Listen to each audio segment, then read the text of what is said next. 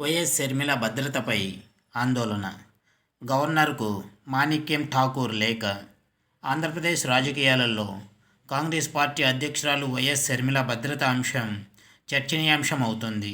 20 ఏళ్లుగా కొనసాగుతున్న భద్రతను జగన్ సర్కారు మాత్రం తగ్గించిందంటూ కాంగ్రెస్ పార్టీ ఆరోపిస్తోంది. ఇప్పటికే షర్మిలకు సెక్యూరిటీ విషయంలో డీజీపీకి కాంగ్రెస్ పార్టీ తరఫున లేఖ కూడా రాశారు. భద్రతను పెంచాలని డిమాండ్ కూడా చేశారు.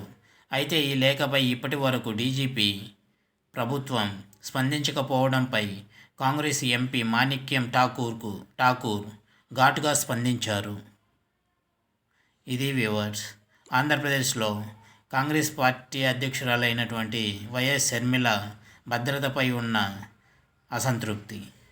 మన ఛానల్ని సబ్స్క్రైబ్ చేసుకొని వాళ్ళు ఉంటే సబ్స్క్రైబ్ చేసుకోండి, గంట సింబల్ని నొక్కండి, కామెంట్ చేయండి, ఇతరులకు షేర్ చేయండి. Thank you.